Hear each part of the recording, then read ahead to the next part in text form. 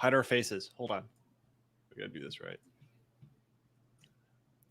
We're not live yet, are we? No. Okay, we gotta do the intro for everybody.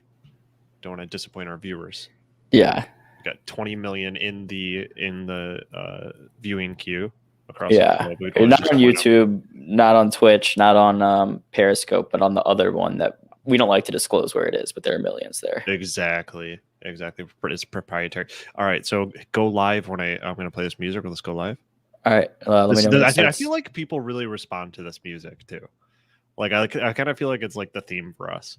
Yeah. It's got kind of like a Mission Impossible feel to it. Do you know what song I'm talking about? I do. The one that we typically start the show with. Correct. Yeah. I feel like it gets the people pumped up.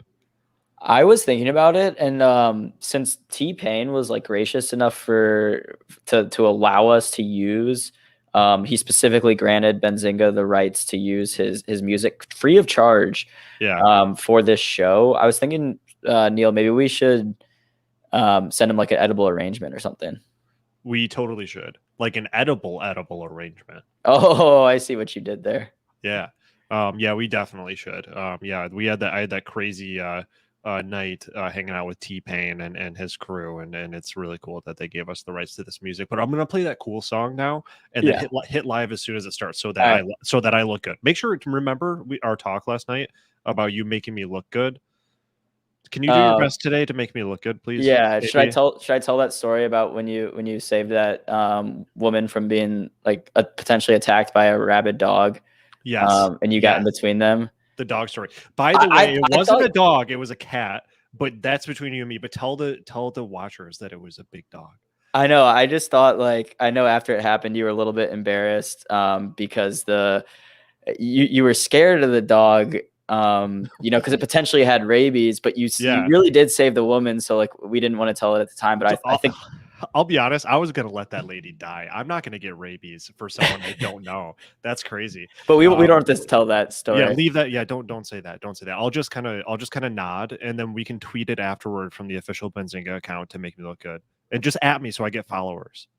Okay. Okay, cool. I'm going to play that like Mission Impossible song to get everybody pumped up, and then we'll do everything we talked about, okay? All right, I'll let you know once we go live. Okay, cool.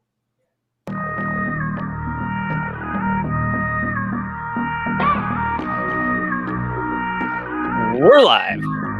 Okay. I feel like this is going to be a good show.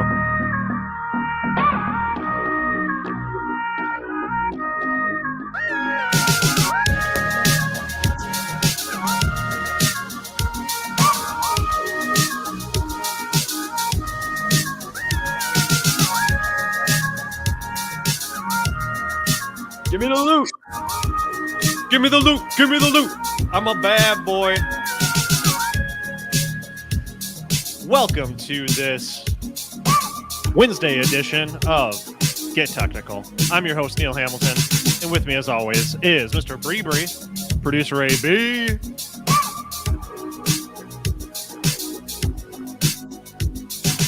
Give me a 1 in chat if you have been trading SPY today. I'm looking for my active traders. Because if I could figure out how to make money today right before the show, I'm pretty sure that you guys could do a lot better. I mean, some of you guys are kind of questionable. I don't even know how you guys figure out how to turn on a computer.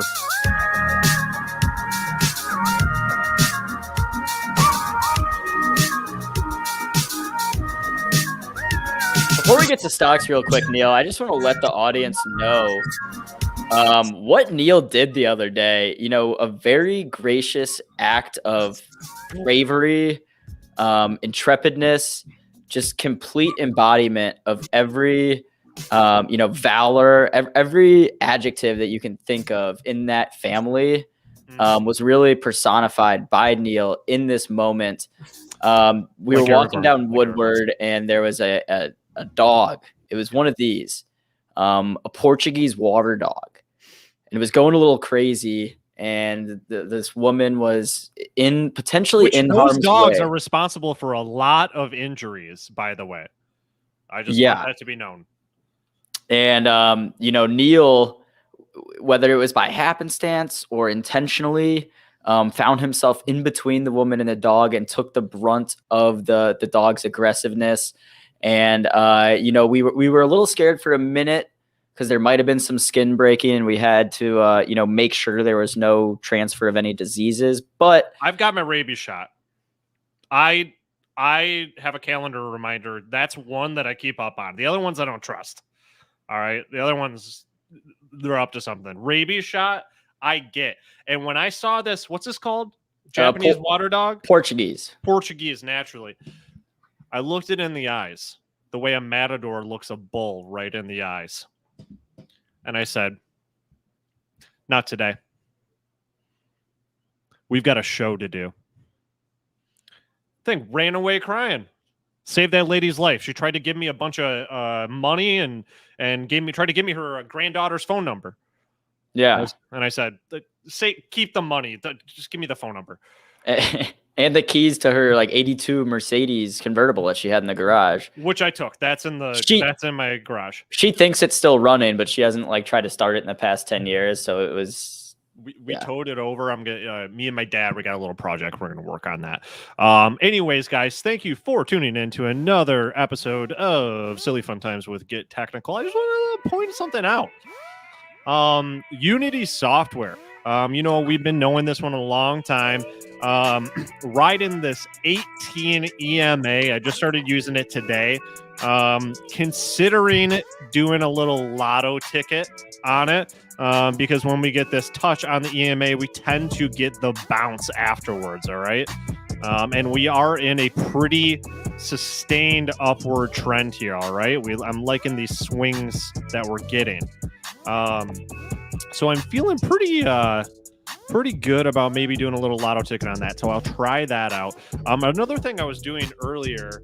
Oh, X is on the move. We'll take a look at that. I just want to touch on SPY for the people that follow me on Twitter, who are my favorite viewers of the show.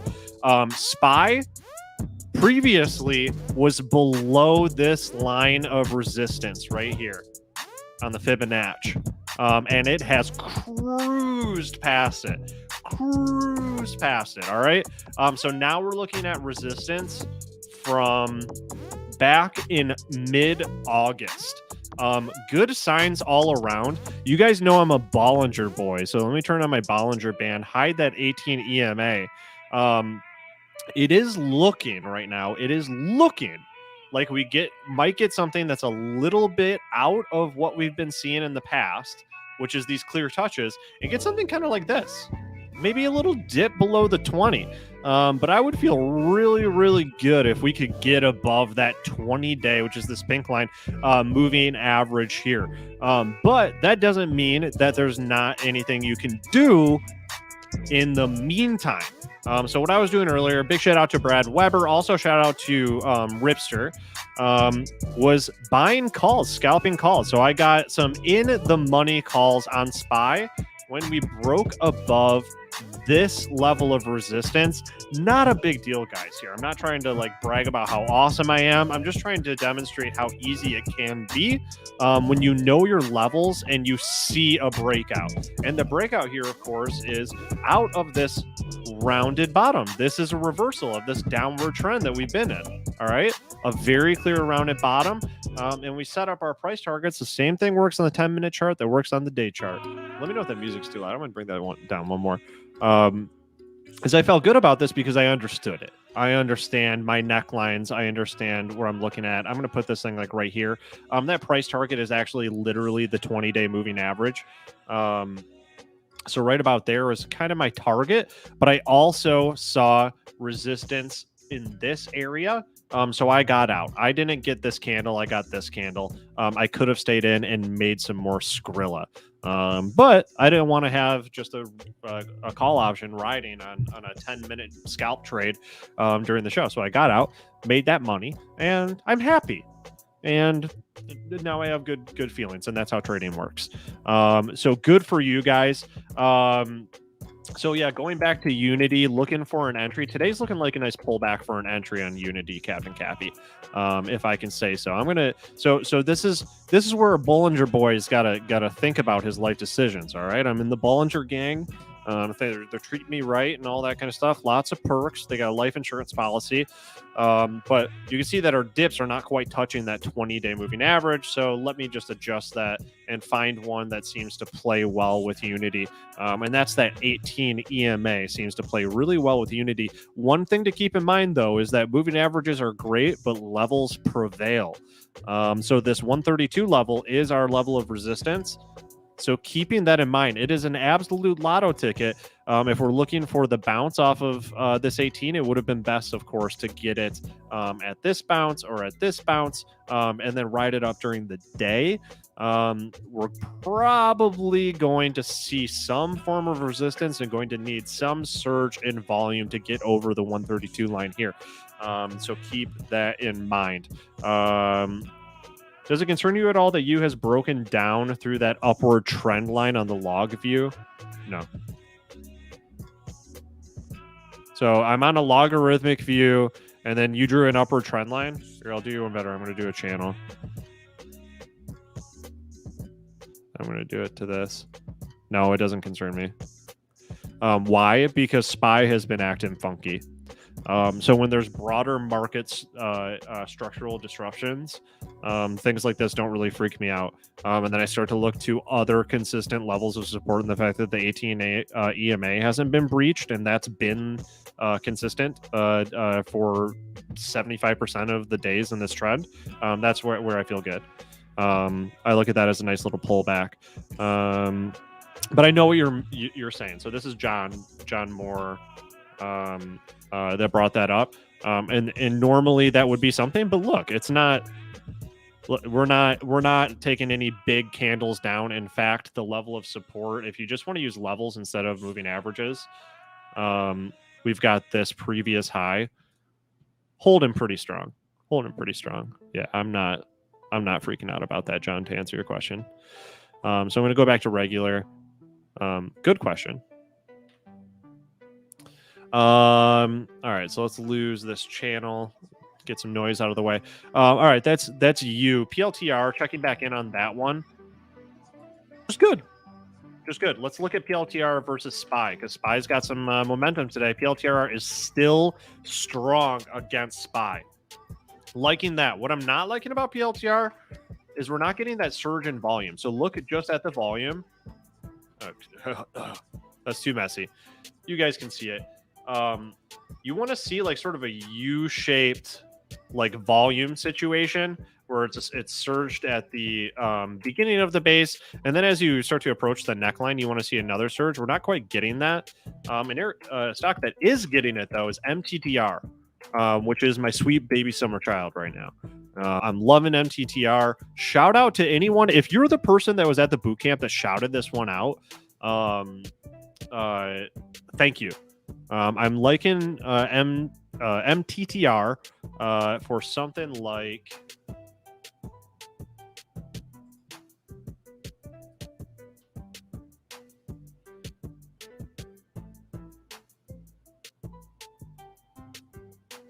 so using this as the neckline, we'll do that again.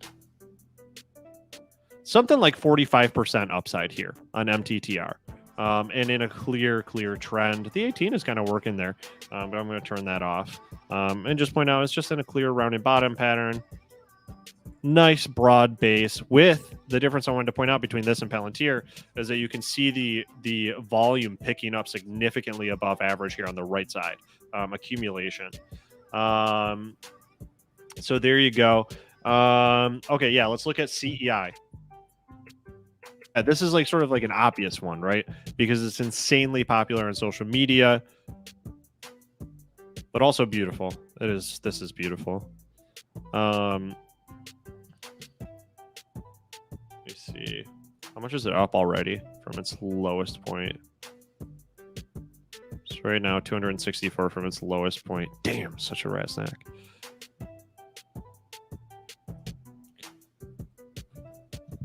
All right, let's do this thing properly.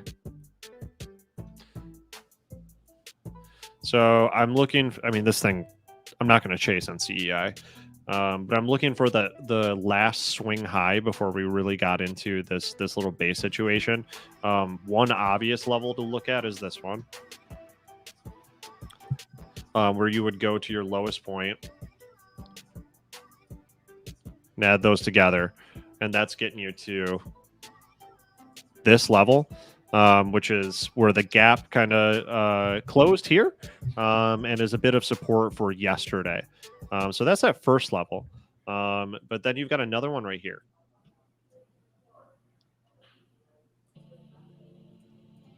And this is a swing high going down into this really rounded bottom formation. And then from here, you can get a little bit more aggressive with price targeting and just see where that gets you. And let's just see how that lines up with previous highs. So yeah, it's kind of where that body closed. So I mean, it's no surprise. You can just look at previous levels to see where your targets are. Just be wary that when something's had like an awesome run like this, that pullbacks can be very swift. I've been in a couple trades lately that were super popular on Twitter, and it was just very easy just to buy calls on it or just buy a bunch of shares and make some money. But if I didn't have my stop losses in place, which I didn't in a few cases, or if I just didn't, I just lost track of time and like a few days went by, my position was down significantly and I lost money on it. So when these things are moving really fast, you got to treat them like like a sports car. Drive fast, you might crash.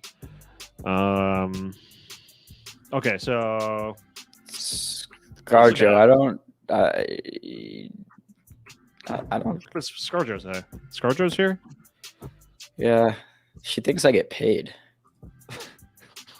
This is a long established. You have not been following the lore of the show. It's long established that AB is not paid.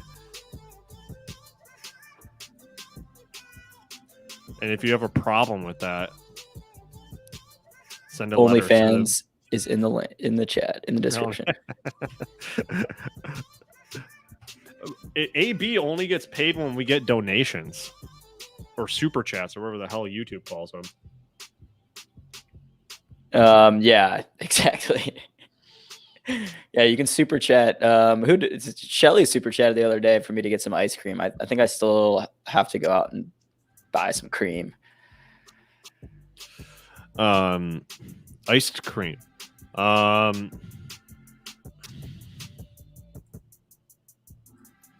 look at X. Looking at X, United States Steel Corp. Okay. Interesting on the monthly. What I don't like on the monthly is the rising wedge. Is this a rising wedge? Maybe. It's tenuous at best.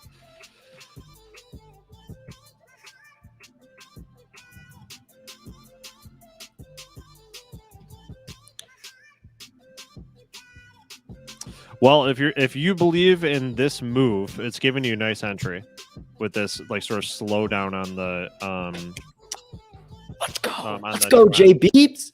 Let's go. Justin Bieber. There you go. What are you going to buy with $2? Thank you for the two, Justin Bieber. What are you going to buy with $2, Aaron? I don't know. I mean, I haven't eaten in like 3 days. Maybe something there. Okay. Maybe like a bag of Cheez-Its from the vending machines. I honestly, as much as I appreciate it, J Beebs, he's pretty well off. Like Justin Bieber? Yeah. He's doing okay, I guess. He sold a few records. It's not like he's kind of a has-been, if you ask me. I don't know. Did you hear the Peaches song? You know, I did hear the Peaches song. Yeah. He gets his peaches down in Georgia.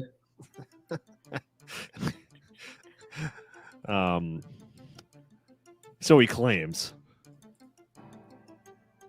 Yeah. Yeah, so here you go, bud. If you're looking at X, I mean, you might have something absolutely explosive on your hands. But what I'm trying to do is find you a level where you can confirm that move to the upside. I mean, we have been in this channel, so it's not insane to think that over the course of, and this is weeks too, so this is like long-term stuff, bud. What I don't know, I kind of see like a slowdown in momentum here. Blech.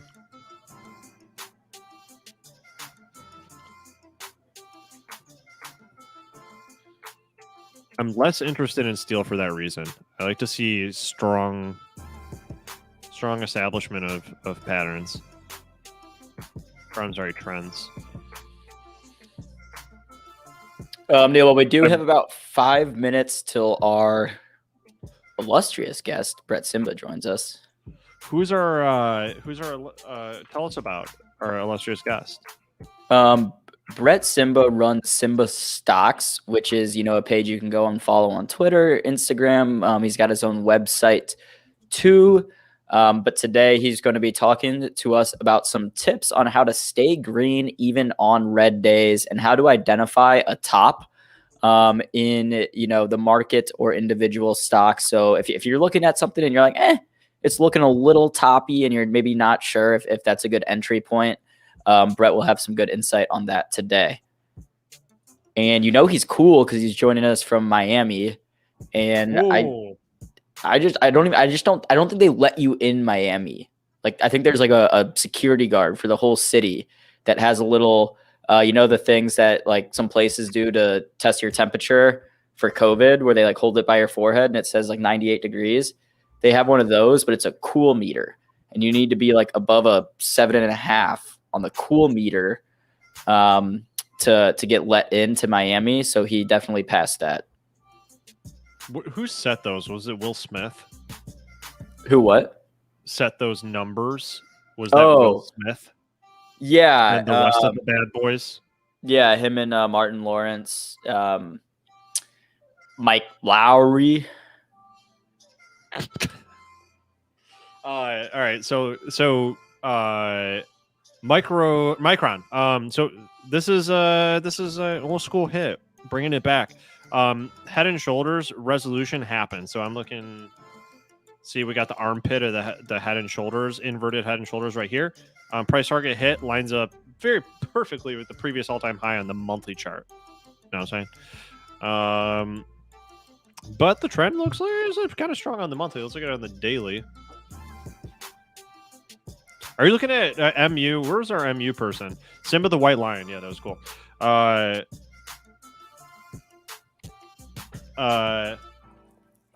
Nikhil. Are you looking at this for a swing, an investment, a day trade, mayhaps?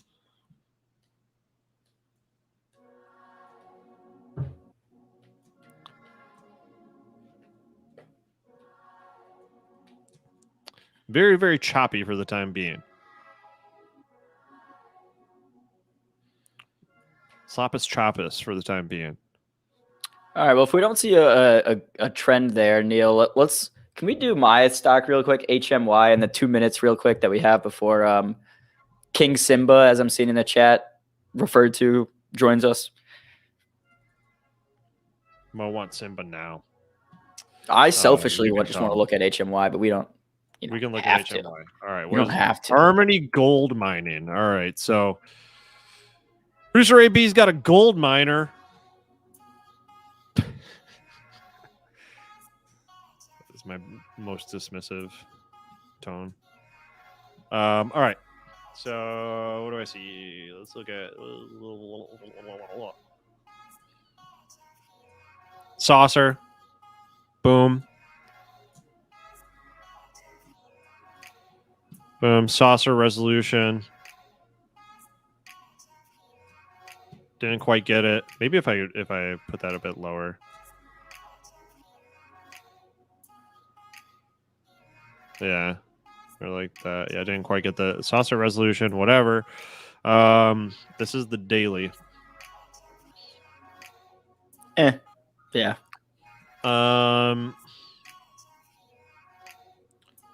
Well, no, I mean, don't lose hope, my friend. I'm very zoomed out. Let me zoom in.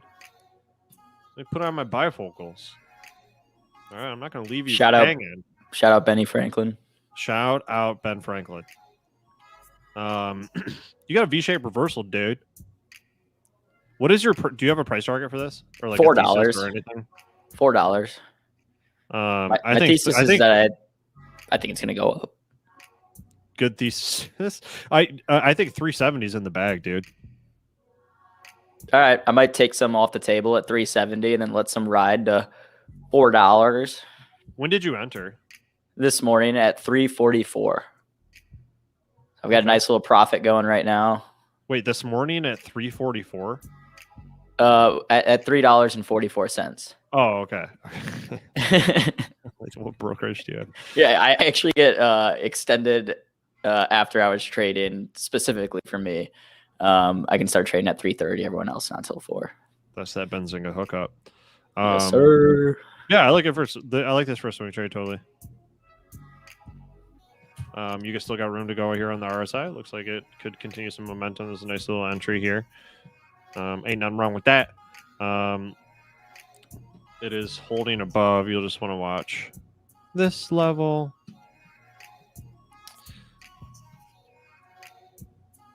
This level is your resistance. Where the king at? I think the king just got here. I'm just gonna hold on. What is our ratio of people that are here just for Simba versus people that are here for me and Aaron?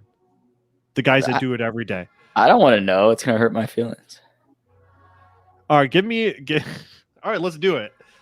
Okay, do a 3 if you're here for both, or you're just Canadian and polite, and give a 1 if you're here for Simba, and a 2 if you're here for me and Aaron, Neal Hamilton, Aaron Bree. Okay, you guys, just screaming Simba is not quantifiable. I need 1s and 2s so I can download this later and create a report. I have to give this to Jason Raznick. I think qualitatively we can. Okay.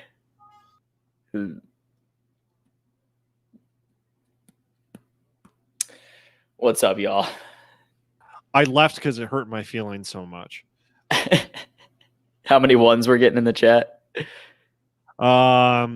Simba, me baby, one more time. Now you're just like, you guys are, you're absolutely frothing with mania. Yeah, it's like a 13-year-old girl at a Jonas Brothers concert. Ari, Spiros. 100 likes when we said, yeah, get to 100 likes or we won't let our guests come on the show. We actually used to do that, and that was not well received. That's not a good tactic. But it doesn't hurt to hit the like. All right. Let's bring Brett Simba on. Hey, Brett. You guys are cracking me up. We're doing the best that we can out here. Brett Bieber has arrived. Brett Bieber has arrived. Yeah, it would seem that you do have like K-pop like following. Like new these people coming out end of the week. Sure you get it. New album coming out.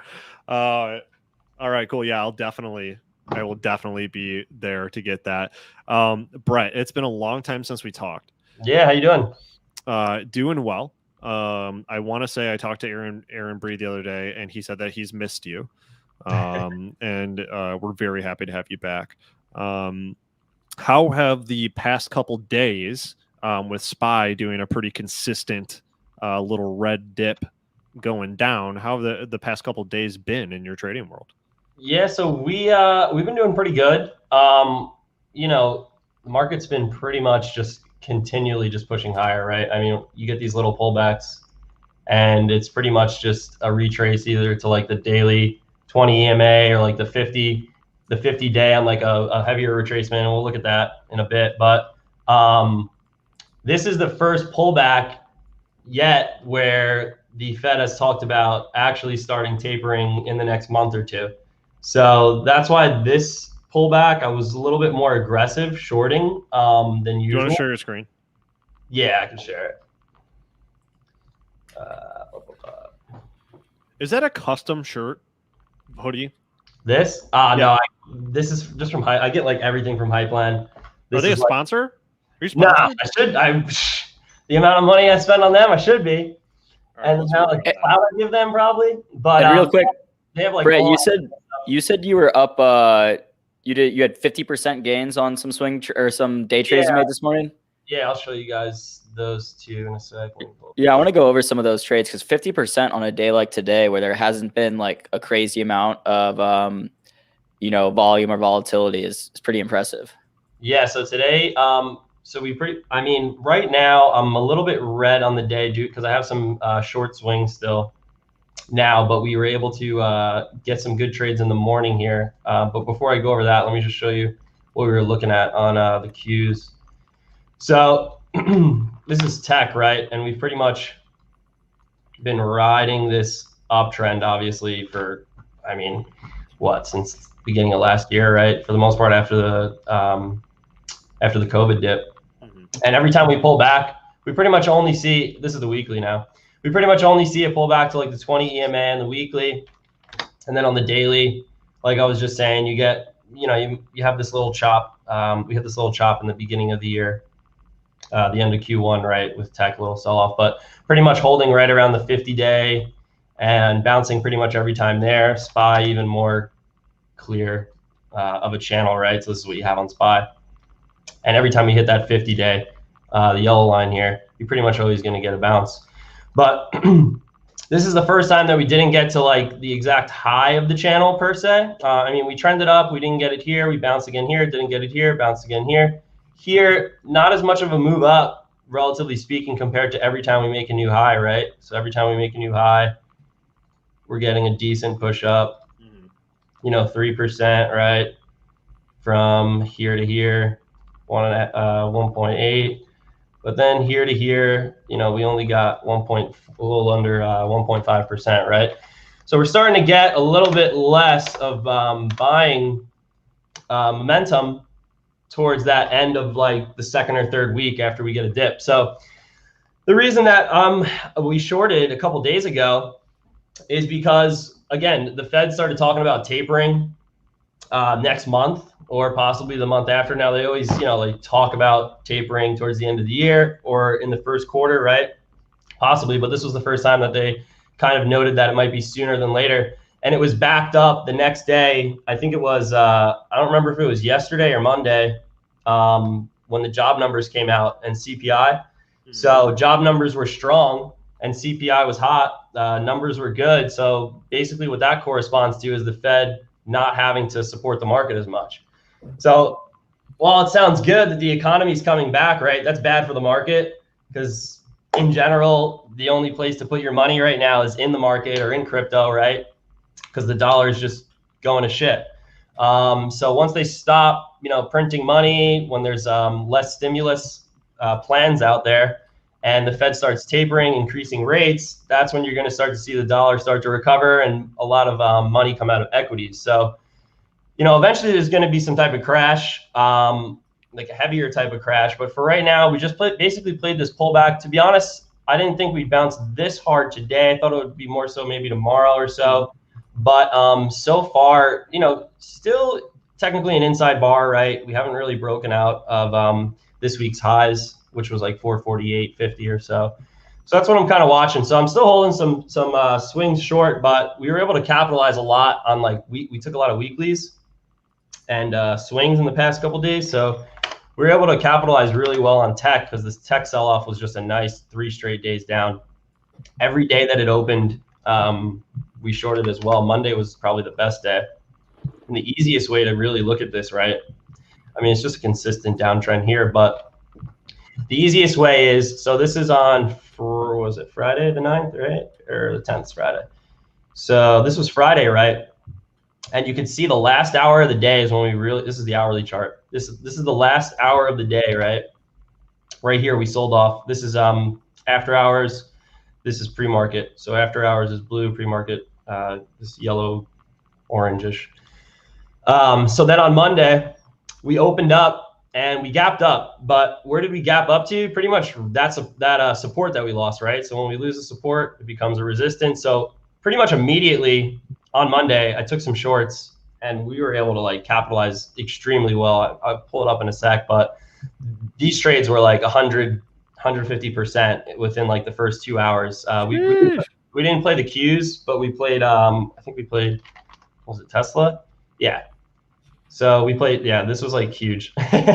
So this candle on Tesla was minus 3%. So that was a huge day. I made some funny memes if you check out our page on those. And then we kind of have like a little bit of a flag upwards, but we still haven't really reclaimed anything on Tesla. There was a strong buying pressure that came in towards the lows here. I think Kathy Wood said on Friday, I think it was Friday, but I don't know if it bled into Monday, that she was readjusting her report because she had to buy more Tesla because she always keeps 10%, right? So it's not actually her like buying like more percentage wise, just kind of like readjusting the portfolio. So that might have been something to note right around here, but still hasn't broken up to the highs. So not completely worried yet. This is like my number one thing on short watch. While it does look kind of bullish here, you kind of have like a little not exactly a wedge really forming here, but you got to be careful with these rising wedges, right? But we're kind of going into a resistance level here. So when we got to that 700 area, I really thought it was going to break down, kind of be a little bit of a death strike, but we shorted from the high already, so we took some profit there. But going back to like the Qs, right? Again, the hourly chart, every day you want to just look during the week, if you're playing weeklies especially, or even the next week, you just want to see if you break the level that it retested the day before. So this was on Monday, right? Pre-market was right here, rejected. Market opened, rejected again, red day down, same thing. So then the next day, pre-market, which was yesterday, where did we reject? Same exact level, right? This time didn't even fully reach above it, had a wick down.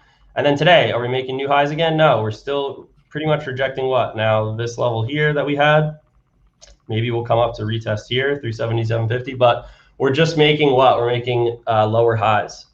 So until we make a higher high for tech, until we break this pretty much here, I'm not going to be, with conviction, and with conviction would be somewhere around, 378 or so.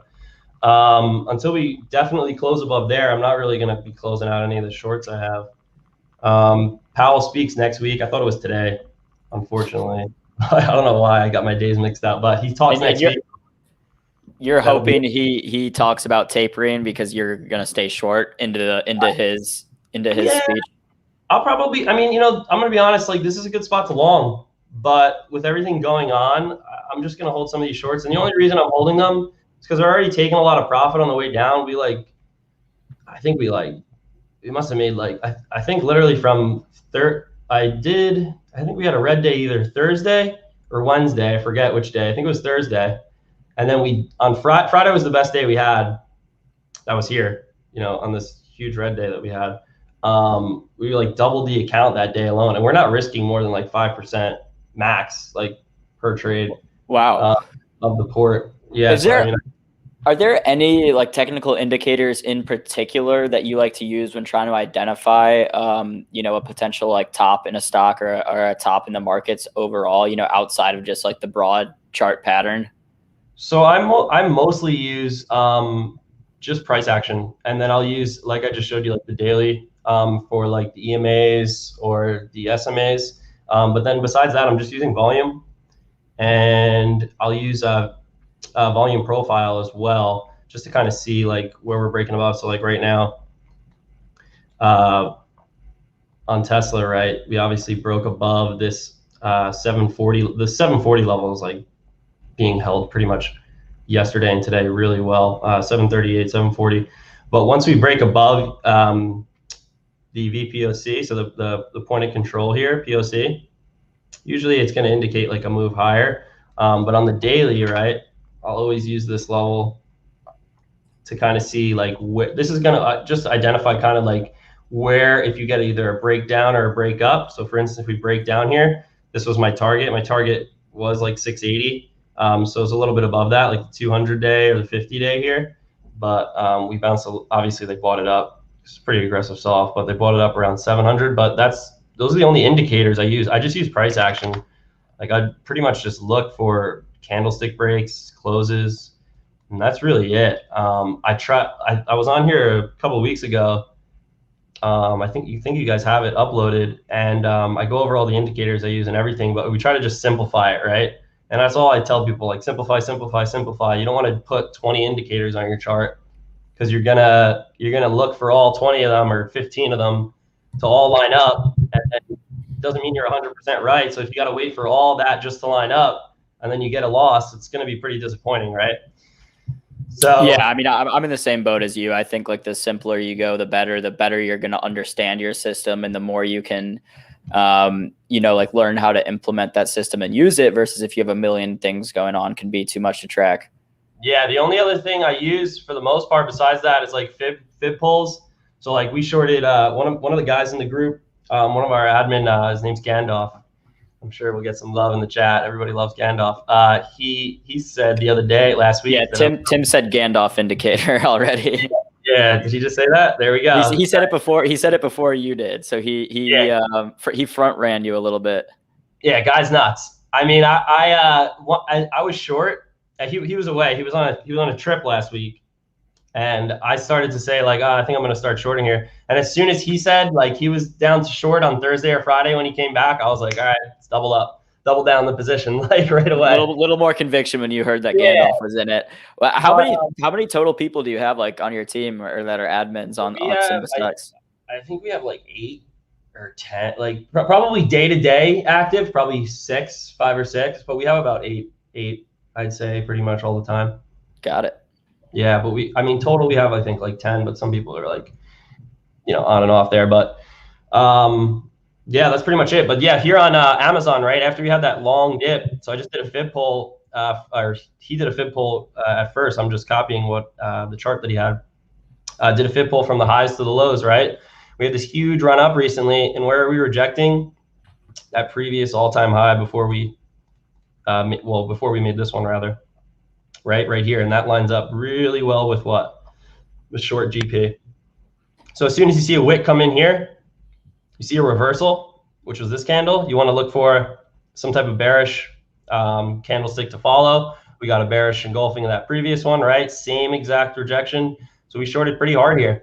And then again today, this was one of the better trades that we had today. We shorted right at the open here. And we were able to capitalize there. Yeah, once we got a close right below this 3440 level, it was a straight drop back down to around a little bit above 3400.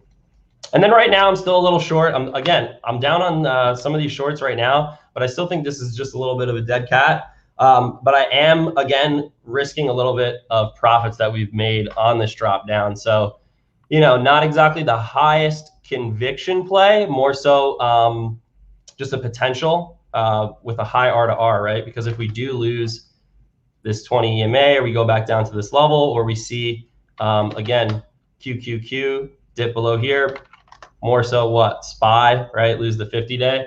That'll be the first time that it loses it, probably for a deeper retracement, because again, all these bounces usually had some type of COVID news behind them. For the most part, we're kind of like out of the water with like positive COVID news, I'd say. So there's really only like tapering that could get things to pull back harder, in my opinion. Yeah, I mean, I have my own, like thoughts on the tapering thing. Like as you mentioned, even if it's a good sign for the economy, might not be a good sign, at least for the markets. I think, obviously initially when we do ever see that, the tapering or the rates coming up, we'll see the markets dip from there. But if the rates are coming in and it's coupled with strong economic growth, then I would still be, very bullish on the markets. I think it'll just be that like one acute event that might have like it could be a potentially severe dip, but I don't think it'll be like all of a sudden we're in a bear market for, X or anything. Yeah, I don't think that'll happen until like, something more aggressive, until like maybe next summer, something like that, when we like really see some of the economic factors playing, that have really weighed in from all this. What percentage of your trades are on the short side? Probably like 10. I never short. I never short. Like everybody in the group, I'm sure they'll tell you. You'll see it in the chat. I barely short. But just today, you had short trades done. I probably flipped bearish like Tuesday or Wednesday, I think, last week. But yeah, I'm pretty much always a bull. Like I'm always looking to buy dips or just day trade intraday. But as soon as I heard like that tapering, that's just a sign to look for pullbacks. You make more, right? Shorting quicker if you get it right, but it's hard to get right. So especially in this market.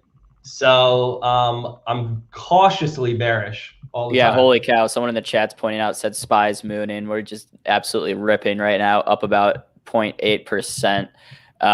But yeah, I mean, I'm the same way. I typically stay on the long side, but is there any, let's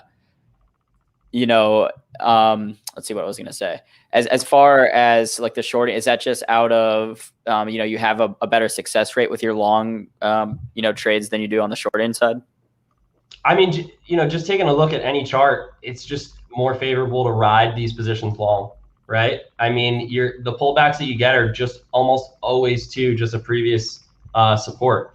That's pretty much all that happens on all these names. Whenever you get any type of pullback, right? You get some type of pullback on all these names, it's almost always going to be, just Facebook, right? Boom, golden pocket here, pull back again where? Same double bottom level here, 50-day moving average, pull back here, maybe we'll pull back a little bit harder. It'll go to the next golden pocket, which lines up with what? 50-day again. So, it's just higher lows, continually higher lows. So it's pretty much better to buy the dip for the most part until you get like a trend line break, which is the one, or a, an upper trend line resistance. So like we just showed, where was it? Here on this one, right? This one? Yeah, I think it's here. I don't know where it is, but the one where we have our, let me draw it real quick. All right, so this is the weekly for the Qs. So whenever you have like this upper, whoops, right here, right? So whenever you have this upper trend line, so this is the current channel we're in, right now for the most part. So whenever you hit this upper band, you're pretty much just gonna always short. You bounce at the bottom and you short at the top. Like that's going to be your highest R to R trades. Now, I'm not necessarily shorting without a stop, right? Like if this is the weekly, if we, that day, the other day, Friday, if we closed above 383 or 383, right? If the daily closed above there, I'm going to close the shorts. And it's probably going to be, it's only going to be like a 15, 20% loss if you're doing options. If you're doing shares, maybe 2% loss, right? At the most. So your R to R is going to always favor the other side of whatever either resistance or support you're at, So it's always going to be at least a 3 to 1 trade for the most part. So it's really those runners. You buy a couple contracts if you're doing options. We mostly do options. Buy a couple contracts if you're doing options. You trim one at like 30 to 50%, something like that, and then you let the other ones ride. You can use a stop loss, move your stop to break even. But that's where you're really able to capitalize on a lot of these trades, on those deeper pullbacks for a couple of days. Got it. Yeah. And what about crypto? You trade crypto at all? I mean, I know you said you mostly do options. So I don't trade it as much anymore. I pretty much just invest. If you want to see a Gandalf play, this is a Gandalf play. What are we looking at right now? H bar. Let me see if I can find the. It's a futures on Bitcoin or just. This is this is futures. I mean, it doesn't matter. I'll go to the coin itself. It's all the same shit. This is USDT pair. Let's see if I can show the slide that he posted about it somewhere here. Here we go. Copy image URL. Yeah, so this is HBAR. It's Hedera. Full name is Hedera Hashgraph, right? So I mean, I'm gonna be honest. I don't know too much about crypto in general. A lot of the other guys in the group, they post about it all the time. But again, Gandalf said buy this, so I fucking bought it. All right. he got us in, I think, at like 23 cents, something like that. So that was the other doubled since then. Yeah, I mean, once we broke up above here, same thing, right? Once we broke up above here on this trend line, we were consolidating right up here. I think we had it again at like 27 or 28, somewhere around here for sure. On that day where we dipped, we had that like flash crash, right? That's where we bought up some. as well. And this already is 100% trade. So this thing's going to be like a $2 coin. That's his target on H bar right now. But I mean, having a hell of a day today, 16%. This is the last one we took. What else did we catch? I think we caught like Ray US. I mean, you know, you almost I could pull up like any chart though in the past couple of weeks. Everybody should be up on crypto, right? So yeah, we trade crypto, but we try to find coins that have at least like a 2x, like 100% return coming hopefully within the next couple like weeks or so. You want to look for these explosive moves, kind of like the H bar one, right? Oh, Tim M in the chat saying that Gandalf had us in H bar at under 10 cents. So a 500x return for the most recent one being that 23 or 27. But yeah, I don't even know. I probably missed that one then. I wish I got in there. Yeah, my biggest ad was here. So this is the one I remember. I wish it was the 10 cents one. Yeah, Webcoin's asking who Gandalf is. That's just one of Brett's moderators for his room. I'm going to go ahead and post simbastocks.io in the chat if you want to go check out the website.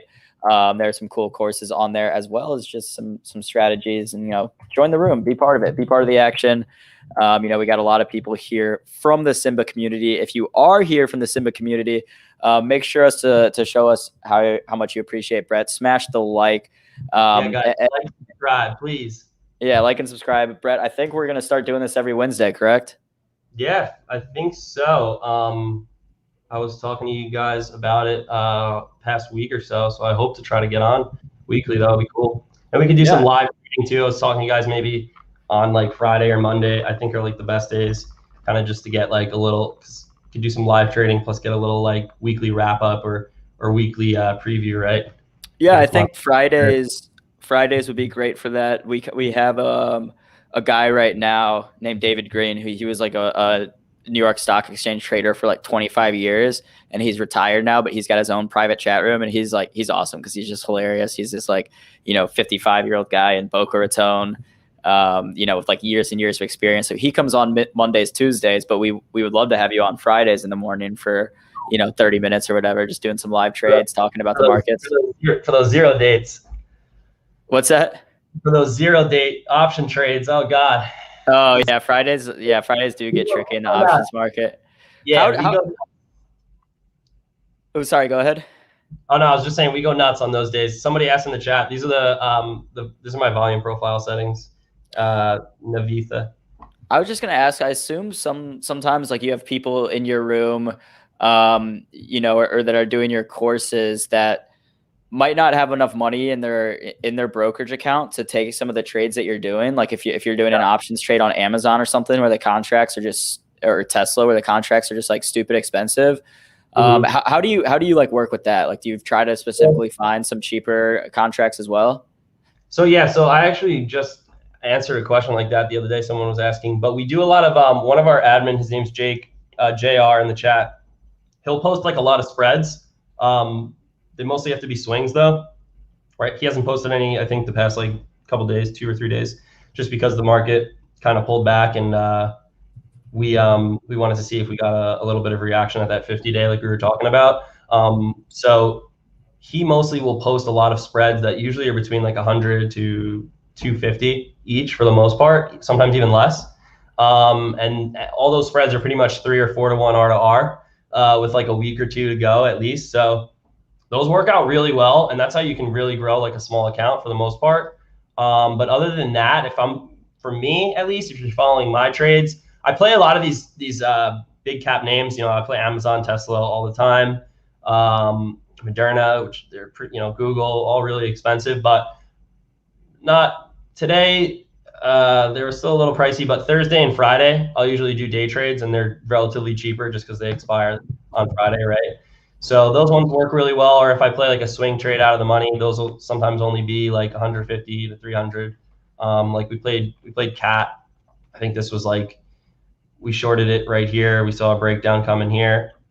We shorted it at 205 on Monday, I believe, and we closed it at 202. This was like 120% or something like that down here. And we closed it out this morning. Good thing we closed it out. And but yeah, we try to find a bunch of different names that we can. Again, right now though, it's just better to take advantage of these tech stocks because they just move like crazy, right? So I recommend everybody either take the spreads to build your account if they're posted, and we post the signals for those too, or just wait for a setup that fits your profile, right? Your account. So you don't have to take every trade. You don't want to blow up your, I'm wrong all the time. I'm right all the time, but I'm also wrong, right? So if you happen to take that one big trade and it unfortunately turns south, you don't want to lose your whole account. You don't want to lose 30%, 40% in one move. 100%. All right, Brett. Well, we are running out of time. We got our next show starting up here at 2, but we appreciate you hopping on. Looking forward to doing this weekly. Get technical appearances Wednesdays at 1:30, and then, like I said, I'll be in contact with you as far as getting you on live trading on Friday as well. Cool. But yeah, I mean, we know the chat loves you. We know you got some good trades, so just happy to have you on. Cool. Thanks, man. Appreciate it. I'll see you guys soon. All right, man. Enjoy the rest of your Wednesday. You too. All right, y'all. That was Brett Simba, simbastocks.io. The link is in the chat. Please go check it out if you haven't already. Starting up right now, we have Moon or Bust, Benzinga's altcoin and crypto show. So if you're interested in any type of cryptos, hang out with us for the next show. We're going to be talking about Solana today and kind of what went down with Solana the past couple days. All right, y'all. That will be a wrap here. We'll see you back tomorrow, 1 p.m. Eastern on Get Technical, and happy trading.